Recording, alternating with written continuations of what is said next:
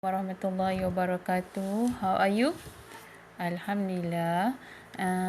Today I'm going to discuss with you the new chapter. For the new chapter here, we have on the sale of goods, right? For sale of goods, okay, as an introduction, you know, it also regulate the contracts. We have already learned on law of contract, but for this chapter it will more specific on goods. Okay, we have goods, that's mean a contract of sale between the seller and also the buyer. All right, so now we look at on the law. All right, the law on the sale of goods. And we have the law here. We have Sale of Goods Act 1957, okay, or in other words it is known as SOGA.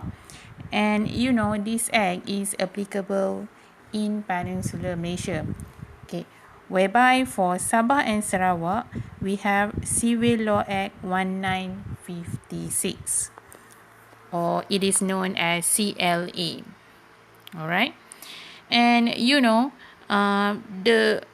the act here, it applies to the contract for the sale of all types of goods. So these are all the types of goods. We have, for example, second-hand goods. We have commercial sales, private sales, wholesale, and also retail. Okay, now let's move to the next slide. We have on the definition of contract of sale. You know, we have learned on the definition of contract. And then how about contract of sale? Okay, it is defined in section here. We have section 4, section 1. Whereby it means a contract of sale of goods, where it involves the seller, okay, the seller who will normally agree to transfer the goods, the property in goods, to the buyer for a price, and this is considered as a contract of sale. And we have section 2, which define the word price. You know what is price? Price is the money consideration for a sale of goods.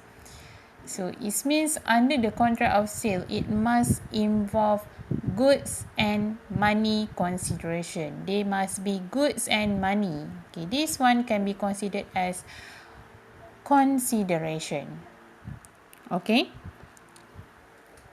So the next, we will look at the definition of sale. The definition of sale under section 4, subsection 3. What is sale? Sales means when the ownership passes to the buyer. It is known as sale. Okay, under section 4, subsection 3.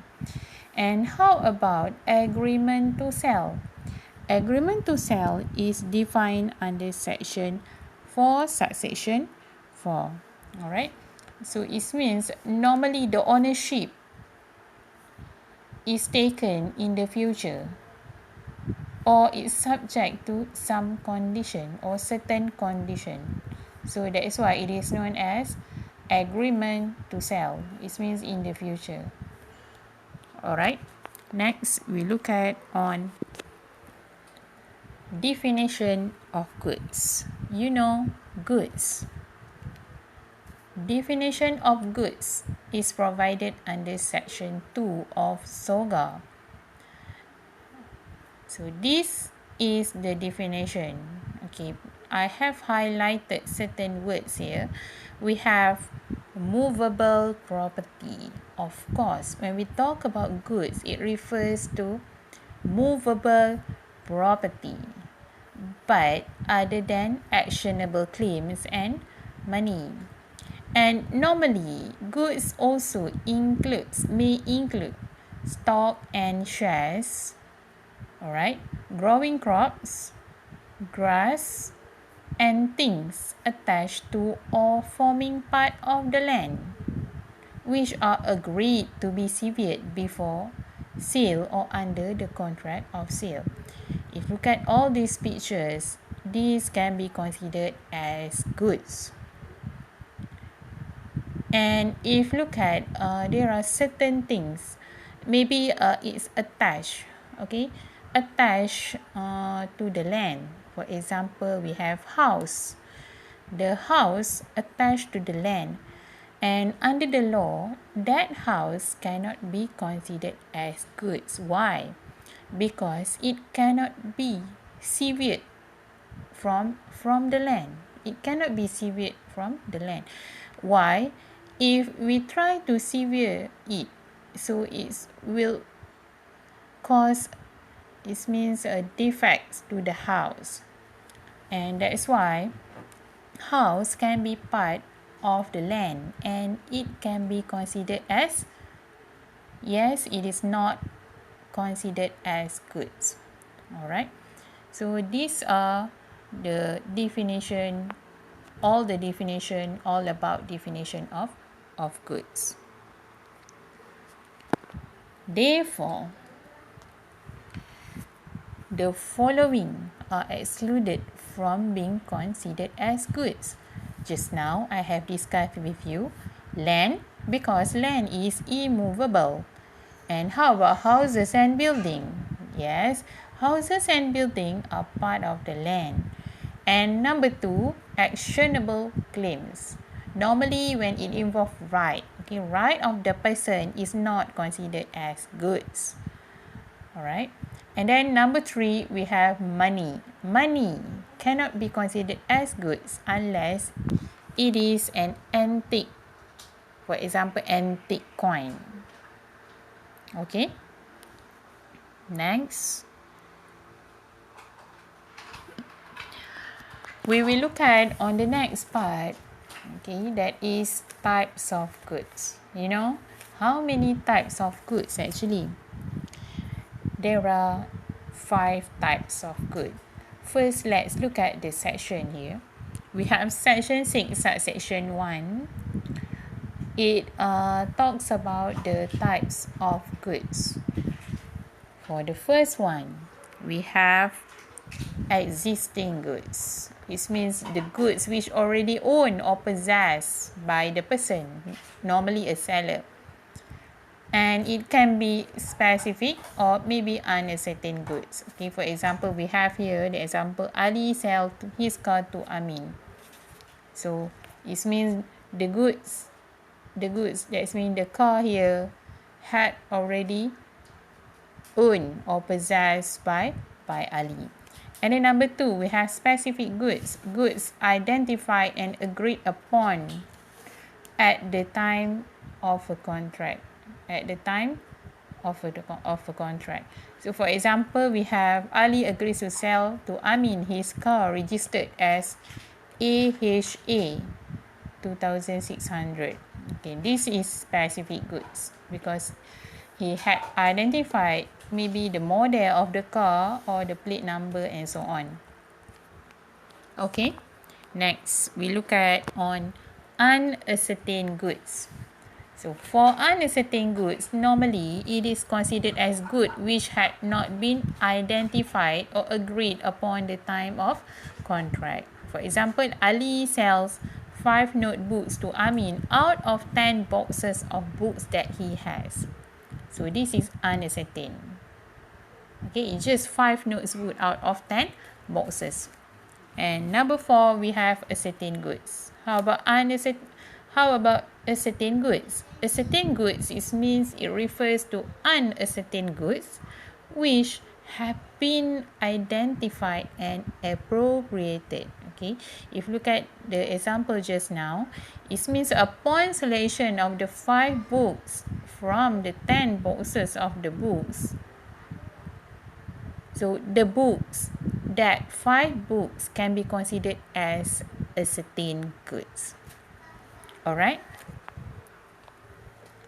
So next we look at the last type of goods. We have future future goods. It means goods to be manufactured or produced by the seller after the making of the contract of sale.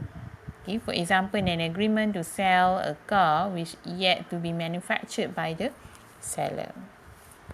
Okay, so the next one we will look at on formation of a contract. For formation of contract, normally it also reflects to the law of contract that we have learned before.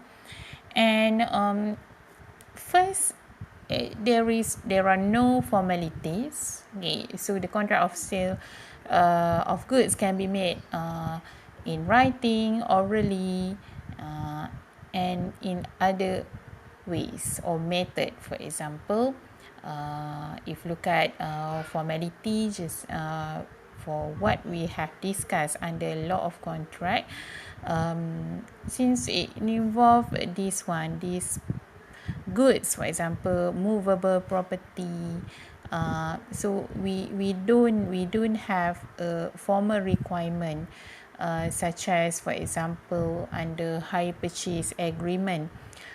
For hire purchase agreement, we need to make the contract in writing, but for this one there is no requirement.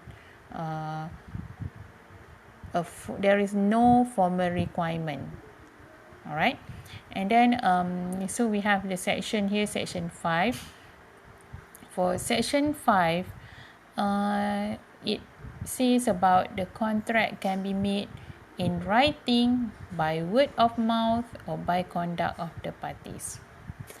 And the next one, the contract also may provide, maybe it may be for the immediate delivery or immediate payment, or payment by installment, or delivery of payment, or both. Okay, it depends on the contract between the seller and also the buyer.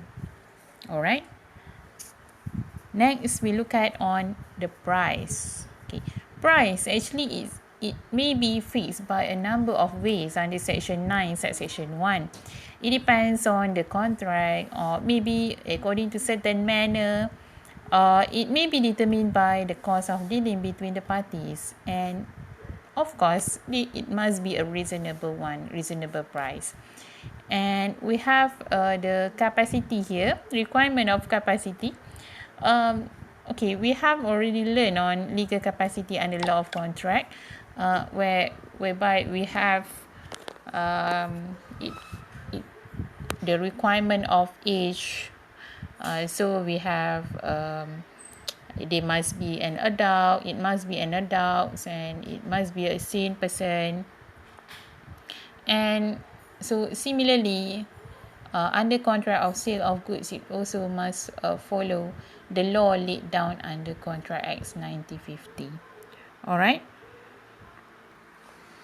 For the next one, we will look at on terms of a contract. This is very important under sale of goods. Okay, we will look at on terms of contract.